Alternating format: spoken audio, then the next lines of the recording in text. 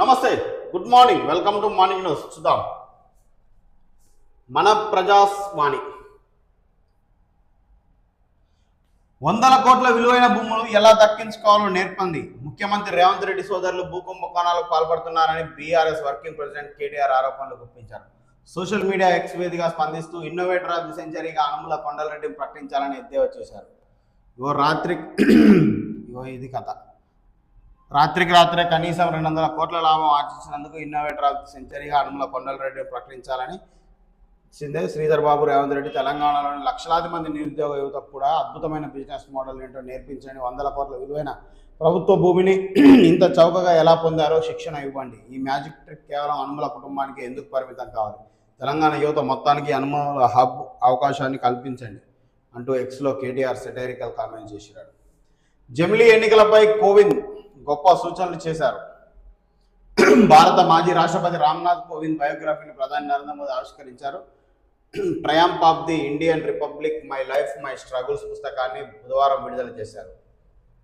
Triumph of the Indian republic, my life my struggles పుస్తకాన్ని బుధవారం విడుదల చేశారు. ఈ సందర్భంగా కోవింద్తో తనకున్న సుదీర్ఘ అనుబంధాన్ని మోదీ గుర్తు చేసుకున్నారు. ఇది మాజీ రాష్ట్రపతి గారు రాసిన పుస్తకం triumph of the Indian republic, my life my struggles. మాజీ రాష్ట్రపతి బయోగ్రఫీని ఆవిష్కరించిన మోదీ, రామ్నాథ్ కోవింద్ ఆత్మకథను ఆవిష్కరించిన ప్రధాని మోదీ. యువత రీల్స్, సోషల్ మీడియా కంటెంట్కే పరిమితం కావద్దన్న మోదీ, నచ్చిన వారి జీవిత చరిత్ర చదవాలని సూచన. రైట్. వేధింపులు, అక్రమాలకు అడ్డగా మారిన సూర్యాపేట. వైద్య ఆరోగ్య శాఖ ప్రభుత్వ నిబంధనలు ఉల్లంఘించిన నోరు మొదపని వైద్య ఆరోగ్య శాఖ అధికారులు. నాటి ప్రభుత్వంలో కొనసాగిన అక్రమం నేటి ప్రభుత్వంలోనూ కొనసాగుతుందా? ప్రభుత్వాలు ఏమైనా డోంట్ కేర్ అంటూ నకిలీ సర్టిఫికెట్తో అందలం. సూర్యాపేట జిల్లా డిఎంహెచ్ఓ అక్రమాలపై వెల్లువెత్తుతున్న విమర్శలు. జిల్లా కార్యాలయంలో మహిళా ఉద్యోగుల పట్ల అనుచిత ప్రవర్తన, సూటిపోటి మాటలు. జిల్లా కలెక్టర్ స్వయంగా విచారణ చేస్తే వెలుగులోకి మరిన్ని చీకటి కోణాలు. డిప్యూటీ సివిల్ సర్జన్ పదోన్నతి కోసం నకిలీ సర్టిఫికేట్. సూర్యాపేట, మహబూబాద్, ఖమ్మం, ఉమ్మడి నల్గొండ జిల్లాలో కొనసాగిన అక్రమ లీలలు. మన ప్రజావాణి ప్రత్యేక కథనం. ఇది ప్రజావాణి పేపర్లో రాసిరు. ఇది కేంద్ర రాష్ట్ర ప్రభుత్వాలకు విద్య, వైద్యం, ఆరోగ్యం ప్రధానమైన శాఖలు. ఇటువంటి శాఖలకు ప్రభుత్వ సంక్షేమాన్ని దృష్టిలో పెట్టుకొని కోటాను కోట్ల రూపాయలు బడ్జెట్గా ప్రవేశపెట్టి ఆరోగ్యకరమైన సమాజాన్ని నిర్మించాలని పరితపిస్తూ ఉంటాయి. ఆ మేరకు రాష్ట్ర, జిల్లా స్థాయి అధికారులు పనిచేయాల్సి ఉన్నప్పటికీ ఓ నకిలీ సర్టిఫికేట్ను కేవలం 25% పొంది సుమారు 73 నెలల ప్రభుత్వ వేతనాన్ని, ప్రభుత్వ సేవలను, రాయితీలను పొందినట్లు బహిరంగంగా తెలిసినప్పటికీ అక్రమార్గంలో డిప్యూటీ సివిల్ సర్జన్ పదోన్నతిపై ఎటువంటి చర్యలు తీసుకోలేదని సమాచారం. పైగా ఉమ్మడి నల్లగొండ జిల్లాతో పాటు మహబూబాద్, సూర్యాపేట, ఖమ్మం జిల్లా కేంద్రాల్లో సూర్యాపేట జిల్లా వైద్యాధికారి విధులు నిర్వహించినట్లు సమాచారం. మన ప్రజావాణి సేకరించిన సమాచారం మేరకు ప్రస్తుత సూర్యాపేట జిల్లా డిఎంహెచ్ఓగా విధులు నిర్వహిస్తున్న అధికారి ప్రభుత్వ నిబంధనలకు విరుద్ధంగా 2009 తర్వాత సదరన్ సర్టిఫికేట్ పొందాల్సి ఉండగా నిబంధనల తుంగలోకి తన శాఖను చెందిన అధికారులను ప్రసన్నం చేసుకొని అక్రమ పద్ధతిలో ఉన్న అంగవైకల్యం కంటే రికార్డులో మార్పులు చేర్పులు చేసి దొడ్డదారిన ప్రమోషన్లు పొంది విధులు వెలగబెడుతున్నట్టు హక్కుల సంఘాల కార్యకర్తలు, సామాజిక కార్యకర్తలు బహిరంగంగా ఆరోపిస్తున్నారు. సూర్యాపేటకు చెందిన వావిళ్ళ రమేష్ గౌడ్ అనే సామాజిక కార్యకర్త ఫిర్యాదుతో గత కొన్ని సంవత్సరాల క్రితం వెలుగులోకి వచ్చినప్పటికీ నేటికి జిల్లా, రాష్ట్ర స్థాయి అధికారులు ఆ మేరకు చర్యలు తీసుకోకపోవడం పట్ల పలు విమర్శలు, ఆరోపణలు వినిపిస్తున్నాయి. గత ప్రభుత్వ హయాంలో 2014 అక్రమ పద్ధతిలో ప్రమోషన్లు పొందినట్లు మన ప్రజావాణి తెలుగు దినపత్రిక ఆధారాలు సేకరించింది. ప్రభుత్వ నిబంధనల ప్రకారం వ్యవహరించాల్సిన వైద్య ఆరోగ్య రాష్ట్ర స్థాయి అధికారులు సదరు వైద్య ఆరోగ్య అధికారికి అవమానకరంగా సూటుపోటు మాటలతో నిత్యం వేధిస్తున్నట్లు ఇటీవల సాక్షాత్తు జిల్లా కలెక్టర్ కొందరు ఉద్యోగులు, సిబ్బంది ఫిర్యాదు చేసిన నేపథ్యంలో స్పందించిన కలెక్టర్ షీల్డ్ కవర్లో ఫిర్యాదు చేయాలంటూ సూచించడంతో ఉద్యోగులు షీల్డ్ కవర్లో ఫిర్యాదు చేసినట్లు సమాచారం. ప్రధాన వైద్య ఆరోగ్య శాఖలో ఓ అధికారిపై వేధింపులు, ప్రభుత్వ నిబంధనల ఉల్లంఘన, అక్రమ ప్రమోషన్ల వ్యవహారం ఉమ్మడి సూర్యాపేట జిల్లాలో సంచలనంగా మారింది. వైద్య ఆరోగ్య శాఖలో జిల్లా స్థాయి అధికారిపై ఫిర్యాదు అందితే నిబంధనల చర్యలు తీసుకుంటున్నట్లు హక్కుల సంఘాల కార్యకర్తలు, స్థానికులు, జిల్లా ప్రజలు ఆరోపిస్తున్నారు. ఇది దాదాపుగా ఇది 40% ఎబో ఉండాలి అంగవైకల్యం అనేది.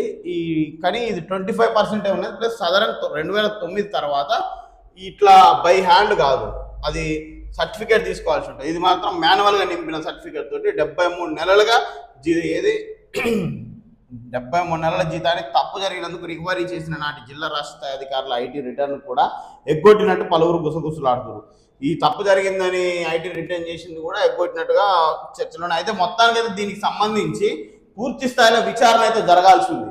ఇప్పుడు సూర్యాపేట జిల్లా డిఎంహెచ్ఓ గారు ఈ 25% అంగవైకల్యం సర్టిఫికేట్ తోటి హ్యాండిక్యాప్డ్ సర్టిఫికేట్ తోటి అక్రమంగా ప్రమోషన్లు పొందిర్రు అని ఇటు యువజన సంఘ నాయకులు కూడా ఆరోపిస్తున్న పరిస్థితి. దయచేసి దీని మీద పూర్తి స్థాయి విచారణ జరిపించి వాస్తవాలని ప్రజలకు తెలియాల్సిన అవసరం ఉంది, తెలియజేయాల్సిన అవసరం ప్రభుత్వానికి ఉంది. రైట్. బీఆర్ఎస్ హయాంలో నీటి వాటాలో తెలంగాణకు నష్టం.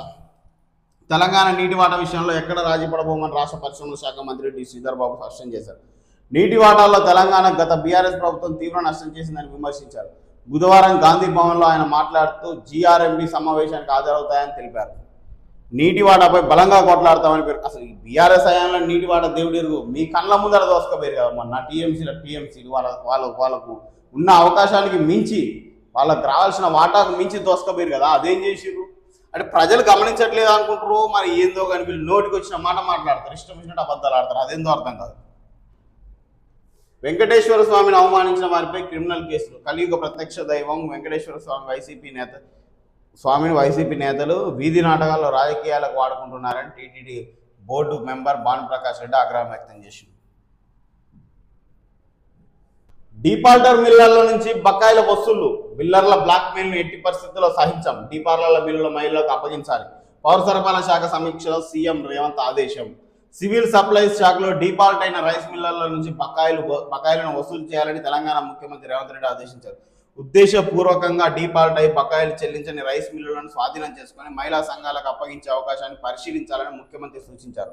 బకాయిల వసూళ్లకు ఒక విధానాన్ని రూపొందించాలని దిశానిర్దేశం చేశారు. కేబినెట్ సబ్ కమిటీలో దీనిపైన చర్చించి నిర్ణయం తీసుకోవాలని సూచించారు. బకాయిల వసూళ్లే ప్రధాన లక్ష్యంగా చర్యలు ఉండాలని మార్గనిర్దేశం చేశారు. ఎటుబడి ఆ డీపాల్టర్ల మిల్లర్ల నుంచి బకాయిలు ఖచ్చితంగా మ్యాండేటరీగా వసూలు చేయాల్సిందే అని ఆదేశించిన పరిస్థితి. మాజీ రాష్ట్రపతి కోవింద్ బయోగ్రఫీ రిలీజ్ చేశారు. తెలంగాణ పేదలకు ఇళ్ల సౌకర్యం పెంచండి, ఇళ్ల కేటాయింపులో రాష్ట్రానికి ప్రాధాన్యం ఇవ్వండి. కేంద్ర మంత్రి శివరాజ్ సింగ్ పొంగులేటి వినతి. నీటి వాటాలపై రాజీ పడే ప్రసక్తే లేదు. ఈ ఓన్లీ నోటి మాటలతోటే పబ్బం గడపకుండా నిజంగా కార్యాచరణ చూపెట్టరు నీటి వాటాల మీద. వాళ్ళేమో దోసుకోబోతురు వాళ్ళకి రావాల్సిన దానికంటే అధికంగా. మీరేమో ఉత్త ఉపన్యాసాలు ఇచ్చి ఊదరగొట్టే ఉపన్యాసాలు ఇచ్చి ఊపుకుంటారు. ఇక ప్రజలు దేన్ని నమ్మాలా? మీరు చెప్పే మాటలు నమ్మాలనా? కళ్ళ ముందు వాళ్ళు దోసుకోబోతున్న నీటిని నమ్మాలనా? ఈ ప్రజలను బబ్బెట్టే మాటలు ఇక బంద్ చేయరు. చర్చకు నేను సిద్ధం, అన్ని ప్రశ్నలకు సమాధానం ఇస్తా అమిత్ షా. పార్లమెంట్లో చర్చకు తాను సిద్ధంగా ఉన్నానని కేంద్ర హోంశాఖ మంత్రి అమిత్ షా స్పష్టం చేసిన కానీ పార్లమెంటు ప్రతిపక్షాలు అడిగే ప్రతిపక్షాలకు సమాధానం ఇస్తానన్నారు. పార్లమెంట్ కార్యకలాపాలకు పదే అడ్డంకులు ఏర్పడుతున్న నేపథ్యంలో కేంద్ర హోంమంత్రి అమిత్ షా స్పందించారు. ప్రతిష్టంభనకు తెరదించేందుకు కేంద్ర ప్రభుత్వం సిద్ధంగా ఉందని తెలిపారు.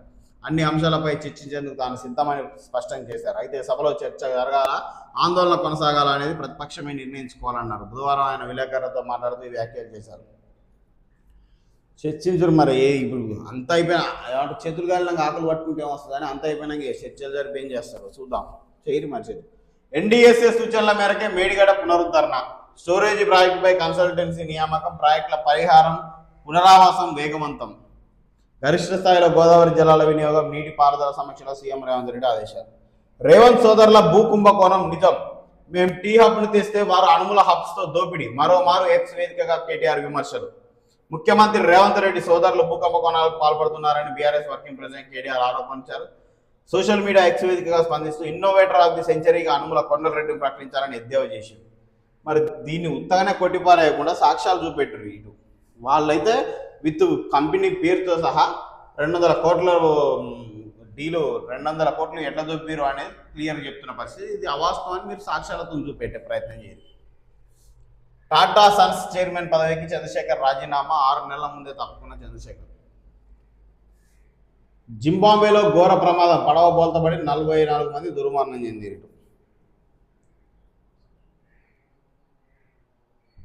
వాటర్ ప్లాంట్ నీటి శుద్ధతపై పట్టింపులేవి. వాటర్ ప్లాంట్ వాడుకో వాటర్ ప్లాంట్ వెలిసి రోజంతా రయ్యమని ఆటోలలో క్యాన్లు నింపక పట్టణ గల్లీలు మెదలకు.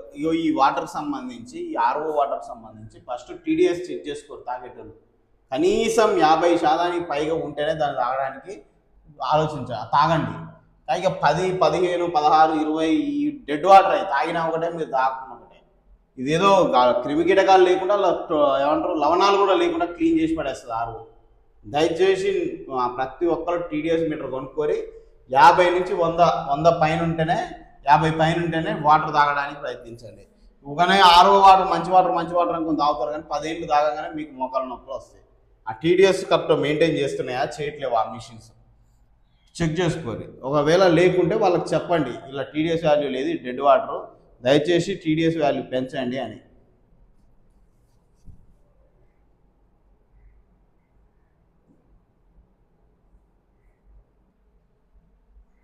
వ్యాధుల కాలం జరపైలం.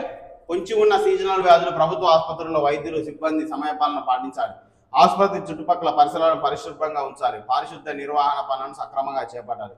డ్రైనేజీలు ఎప్పటికప్పుడు శుభ్రపరచాలి. దోమలు రాకుండా పాకింగ్ చేయించాలి. వైద్య సిబ్బంది ఎల్లప్పుడూ ప్రజలకు అందుబాటులో ఉండాలి.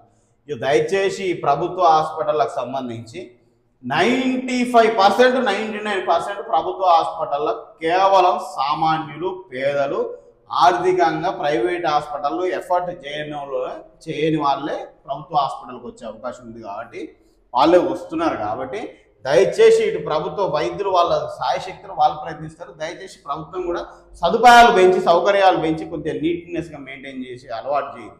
ఎందుకంటే వచ్చే సామాన్యులు, పేదలు, ప్రభుత్వ ఉద్యోగులు రారు, అక్కడికి రిచ్ పీపుల్స్ రారు, బడా బాబులు రారు, లచ్చలు సంపాదించే వాళ్ళు రారు, ఎకరాలు ఉన్నోళ్ళు రారు. ఇక వచ్చేదాడుకోరు పేదలు, సామాన్యులు, బిలో పావర్టీ లైన్ కింద బతికేటోళ్ళే. కాబట్టి దయచేసి ఈ అరకొర ఒకరే చూసినట్టు ఒక టాబ్లెట్ ఇచ్చి 4 టాబ్లెట్లు స్లిప్ మీద రాసి బయట తెచ్చుకోరండి. వాళ్ళని ఇబ్బంది పెట్టకుండా దయచేసి అన్ని సౌకర్యాలు కల్పించి, అన్ని రకాల మందులు కల్పించి వాళ్ళకి కొద్దిగా ఈ సీజనల్ వ్యాధుల నుంచి బయటపడేసే ప్రయత్నం ప్రభుత్వం ఆలోచించారు. దయచేసి వృద్ధులపై ప్రభుత్వం వివక్ష. కొత్త పెన్షన్ల మంజూరులో వృద్ధులకు దక్కని చోటు. కళ్ళు కాయలు కాసేలు ఎదురు చూస్తున్నా కనిపించని ఫలితం వృద్ధులకు ఆసరా ఏది? మంతన్ నియోజకవర్గంలో కొత్త పెన్షన్ల మంజూరుపై వృద్ధుల్లో ఆందోళన వ్యక్తమవుతుంది. వయోభారం, ఆర్థిక ఇబ్బందులతో ప్రభుత్వ ఆసరా కోసం ఎదురుచూస్తున్న వృద్ధులకు కొత్త పెన్షన్ల మంజూరులో తగిన ప్రాధాన్యం దక్కడం లేదనే విమర్శలు వినిపిస్తున్నాయి. నెలల తరబడి దరఖాస్తులు చేసుకొని కళ్ళు కాయలు కాసేలు ఎదురు చూస్తున్న ఫలితం కనిపించడం లేదని పలువురు వృద్ధులు ఆవేదన వ్యక్తం చేస్తున్నారు. ఆసరాగా నిలవాల్సిన కుటుంబ సభ్యులు కొందరు పట్టించుకోకపోవడం, ప్రభుత్వం నుంచి పెన్షన్ అందకపోవడం తమ పరిస్థితి దయనీయంగా మారిందని వృద్ధులు వాపోతున్నారు. కన్నవారు కనికరించరు, ప్రభుత్వం కరుణించదు అన్నట్లుగా తమ భవిష్యత్తు త్రిశంకు స్వర్గంలో ఉన్నట్లు ఆవేదన వ్యక్తం చేస్తున్నారు. కొత్త పెన్షన్ల మంజూరు ప్రక్రియలో అర్హులైన వృద్ధులకు ప్రాధాన్యత కల్పించి వారి దరఖాస్తులు పరిశీలించి వెంటనే పెన్షన్ మంజూరు చేయాలని ప్రభుత్వాన్ని వృద్ధులు వేడుకుంటున్నారు. ఇది వాస్తవానికి వృద్ధాప్యంలో వాళ్ళు ఏం చేయలేని పరిస్థితి, ఇటు కుటుంబ సభ్యులు పట్టించుకున్న ఉన్న పరిస్థితి. ఇలాంటి వాళ్ళకి చాలా ఇబ్బంది అవుతుంది. దయచేసి వృద్ధులకు కూడా ఇప్పుడు మనం చూసినట్టయితే ఈ పెన్షన్లలో వృద్ధులది ఎంతో కొంత నెగ్లిజిబుల్గానే ఉన్నది. దయచేసి అట్లా లేకుండా వాళ్ళకు కూడా అవకాశం కల్పించండి. డబుల్ బెడ్రూమ్ ఇళ్ల పనుల్లో స్పీడ్ పెంచాలి. జిల్లా కలెక్టర్ తేజస్ నందలాల్ పవార్. అర్హులకే ఇండ్లు ఇస్తామని లబ్ధిదారుల జాబితా పరిశీలిస్తున్న అధికారులకు కలెక్టర్ ఆదేశాలు. ఇది జరా ఇందిరమ్మ ఇళ్ళకు సంబంధించి స్పీడ్ పెంచండి అన్నట్టుగా చెప్తున్నారు. 10 పాస్ కాకుండానే డాక్టర్లు అవుతున్నారు. ఆర్ఎంపీ వైద్యం ప్రకటించి మరణించిన వార్తల విషయం తెలిసిందే. అసలు ఆర్ఎంపీ అవ్వాలంటే ఏం చదవాలి, అర్హత ఏమిటి? తెలంగాణ, ఆంధ్రప్రదేశ్లో ఆర్ఎంపీ పేరుతో వైద్యం చేయాలంటే అర్హత, రిజిస్ట్రేషన్ నిబంధనలు తెలుసుకోవాలి. గుర్తింపు పొందిన విద్య లేకుండా అల్లోపతి చికిత్స, మందుల ఇంజక్షన్లు ఇవ్వడం చట్టపరమైన సమస్యలకు దారితీయచ్చు. కేవలం ప్రైవేట్ సంస్థల ఆర్ఎంపీ సర్టిఫికేట్లు డాక్టర్గా ప్రాక్టీస్ చేసే హక్కు ఇవ్వవు. అయితే తాజాగా ఖమ్మం జిల్లా కొణిజర్ల మండలంలోని బస్వాపురంలో ఆర్ఎంపీ అని చెప్పుకునే వ్యక్తి 14 ఏళ్ల బాలికకు ఇంజక్షన్ ఇవ్వడంతో ఆమె చనిపోయిందని బాలిక తల్లిదండ్రులు పోలీసులకు ఫిర్యాదు చేశారు. కేవలం జలుబుతో కాస్త నలతగా ఉందని బాలికన తల్లిదండ్రులు ఆర్ఎంపీ వద్దకు తీసుకెళ్లారు. అయితే ఆ వ్యక్తి ఏదో గుర్తు తెలియని ఇంజక్షన్ ఇవ్వడంతో బాలిక మరణించింది. దీంతో తెలంగాణ, ఆంధ్రప్రదేశ్లో పుట్టగొడుగుల్లో పుట్టుకొచ్చిన ఆర్ఎంపీ వైద్యుల పై ప్రశ్నలు తలెత్తుతున్నాయి. గ్రామీణ ప్రాంతాల్లో చిన్న క్లినిక్లు నిర్వహిస్తూ వైద్యం చేసే వారిని సాధారణంగా ఆర్ఎంపీలు అని పిలుస్తుంటారు. వైద్య ఆరోగ్య శాఖ అనుమతులు లేకుండా క్లినిక్లు పెట్టి ప్రజల ప్రాణాలతో చెలగాటమాడుతున్న ఆర్ఎంపీలను ప్రభుత్వాధికారులు గుర్తించి అటు క్లినిక్లను సీజ్ చేయాలని సదరు ఆర్ఎంపీపై చట్టపరమైన చర్యలు తీసుకొని ప్రజలు కోరుతున్నారు. ఇది కనీస అనుభవం, అర్హత లేని ఆర్ఎంపీలు జ్వరాన్ని, జలుబు, తలనొప్పికి ఎలాంటి మందులు ఇవ్వాలో కూడా సరిగా తెలియదు అంటే ప్రజలు ఇప్పుడు ఎక్స్పీరియన్స్డ్ డాక్టర్లు ఉంటారు ఆర్ఎంపీలలో కూడా. వాళ్ళు ఓకే, వాళ్ళు ఏంటంటే వాళ్ళ వరకు అయిందే చేస్తారు. వాళ్ళు అడ్డగోలుగా ఇక డబ్బులు దండుకుందాం అనేటోళ్ళు చేయరు. అట్లా ఆ బ్యాచ్ వేరే ఉంటుంది. ఆ ఆర్ఎంపీలు వెమ్మటే వేరే ప్రైవేట్ హాస్పిటల్కి రిఫర్ చేయడమ్మా, ఇక్కడ నా నుంచి కాదమ్మా వెళ్ళిపోండి, హాస్పిటల్ తీసుకెళ్ళి అని చెప్తారు. అట్లా జెన్యూన్ ఆర్ఎంపీలు కూడా ఉన్న వాళ్ళ మనం ఆర్ఎంపీ వ్యవస్థనే తప్పు పట్టడం కరెక్ట్. ఎందుకంటే ప్రథమ చికిత్స అందించేది వాళ్ళే గ్రామాలలో. మీరు ఆలోచించినట్టయితే ప్రతి గ్రామానికి బస్తీ దవాఖానో ప్రభుత్వ ఆసుపత్రి ఉంది కదా, ఎంతమంది అవైలబుల్ అంటారు? నైట్ 1:30కో 2ంటికో అస్వస్థత ఏర్పడుతుంది. ఎవరి దగ్గరికి వెళ్తారు మీరు? ప్రభుత్వ హాస్పిటల్ ఉంటారా అప్పుడు డాక్టర్? బస్తీ దవాఖానాలు ఉంటారా? ఆ ఆర్ఎంపీలు కొందరు, ప్రతి ఆర్ఎంపీ ఆయనకు ఫ్రీగా ఏం చేయట్లేదు, పుణ్యానికి ఏం చేయట్లేదు, డబ్బులు తీసుకుని చేస్తుంది. కానీ నీకు తక్షణ ప్రథమ చికిత్స అందించడానికి వాళ్ళు అక్కడ ఉన్నారు. కాబట్టి మనం ఆర్ఎంపీ వ్యవస్థను మొత్తం తప్పుపడటానికి లేదు. ఆర్ఎంపీ వ్యవస్థను తప్పుపట్టాలంటే ప్రభుత్వం మరి ప్రతి గ్రామానికి బస్తీ దవాఖానాలు ప్రభుత్వ హాస్పిటల్ ఇచ్చినాయి కదా, డాక్టర్ అదే గ్రామంలో నివసిస్తుండా? ఆ గ్రామానికి సంబంధించిన డాక్టర్లందరూ ఆ గ్రామంలోనే నివసిస్తురా? ఆ బస్తీ దవాఖానాలకు సంబంధించి అయితే ఆ ఊర్లో ఉన్న హెల్త్ సెంటర్లకు అయితే వాళ్ళు అక్కడనే ఉంటురా? అర్ధరాత్రి 12ంటికి ఏదైనా జరిగితే ఎవరి దగ్గరికి వెళ్ళాలి? టౌన్కి వెళ్ళాలంటే 10-15 కిలోమీటర్లు ఉంటుంది గ్రామాల నుంచి. పరిస్థితి ఏంది? టౌన్లో మాత్రం డాక్టర్లు అందుబాటులో ఉంటారా? ప్రభుత్వ హాస్పిటల్లో ఉండరు కదా. అక్కడనో ఎక్కడనో అంతో ఇంతో నయానో భయానో పెద్ద పెద్ద కార్పొరేట్ ప్రైవేట్ హాస్పిటల్ పోలేని సామాన్యులు పేదలు యాడికి ఎంతో కొంత అందుబాటులో ఉన్న ఆర్ఎంపీ దగ్గరికి పోతారు. అందులో కొందరు ఆర్ఎంపీలు ఫేక్ ఆర్ఎంపీలుగా తయారై అక్కడనో ఎక్కడనో 2 రోజులు పనిచేసి నేనే డాక్టర్ అని బోర్డు పెట్టుకున్న వాళ్ళ మీద చర్యలు తీసుకోవాలి 100%. అలా డౌటే లేదు. ఎవరెవరైతే వాళ్ళకి అనుభవం లేకుండా, సరైన సర్టిఫికెట్లు లేకుండా, సరైన ప్రాక్టీస్ లేకుండా ఎవరైతే ట్రీట్మెంట్ చేస్తారో, కిరాణా కొట్లు పెట్టుకున్నట్టు నేను మెడికల్ షాపులు పెట్టుకుని వైద్యం చేస్తా అంటే కలవదు. కనీస అనుభవం లేకుండా, కనీస అర్హత లేకుండా ఉగానే నేను ఆర్ఎంపీని నేను డాక్టర్ అని సూదులు వేస్తా అంటే నడవదు ముచ్చట. ఇలాంటివి ప్రకటించినప్పుడు ఈ ఒకరిద్దరు ఇలాంటి వాళ్ళని కఠినంగా శిక్షించరు. మీరు శిక్షిస్తే భయపడతారు. ఎవరైతే నిజంగా అర్హత కలిగి ఉంటారో, ఎవరైతే నిజంగా ఎక్స్పీరియన్స్ అర్హత కలిగి ఉంటారో వాళ్ళే చేస్తారు కదా ట్రీట్మెంటు. ఈ ఎవరికి వాళ్ళు పెట్టుకునే పరిస్థితి ఉండదు. ఆ దిశగా చర్యలు తీసుకోండి. రైట్.